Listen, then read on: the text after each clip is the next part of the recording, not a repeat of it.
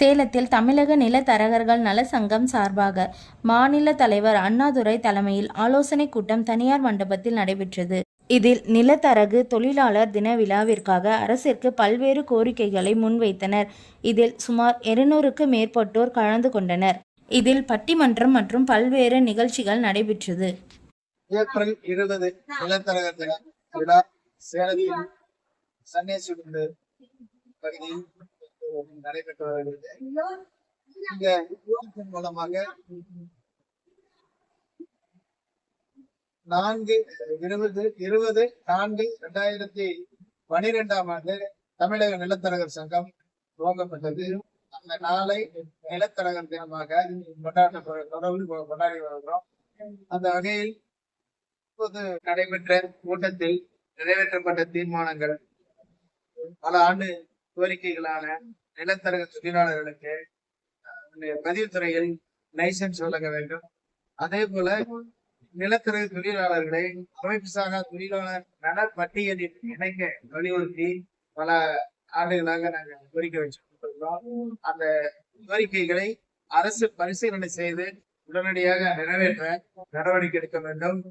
கடந்த 2014 ஆண்டு நிலத்தரகர் சங்கம் உருவாக்கப்பட்ட பிறகு இந்த சங்கத்திற்கு பல்வேறு புகார்கள் வந்திருக்கின்றன.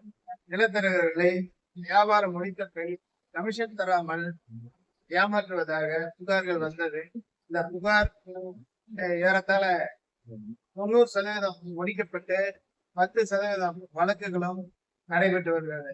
இது போல தம்மம்பட்டியில் ஒரு நிலத்தரகர் கமிஷன் தராமல் அவரை இழுத்தடித்து அவரை கல்லால் தாக்கப்பட்டு அவருக்கு மண்டை உடைந்து இரத்த காயம் ஏற்பட்டு சேலம் அரசு மருத்துவமனையில் அனுமதிக்கப்பட்டு இப்போது கோர்ட்டில் வழக்கு நடைபெற்று வருகிறது. அதே போல சேலம் மாவட்ட தாரமங்கலத்தில் தரகரும் அடித்து கொலை செய்யப்பட்டுள்ளார்.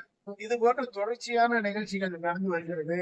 அரசு காலம் தாழ்த்தாமல் நிலத்தரகு தொழிலுக்கென்று ஒரு பாதுகாப்பை உருவாக்கி அவர்களுக்கு கோரிக்கையான நிலத்தர லைசன்ஸும் அதே போல இந்த வழக்குகளை விசாரிப்பதற்காக காவல்துறையில் தனியாக ஒரு பிரிவை ஏற்படுத்தி அந்த பிரிவு வழக்குகளை விசாரிக்க நடவடிக்கை எடுக்க ஆவணம் செய்ய வேண்டும் என்று இந்த கூட்டத்தின் வாயிலாக கேட்டுக்கொள்கிறேன். தமிழக நிலத்தரகர் நலசங்க ஆணையர் தலைவர் அண்ணா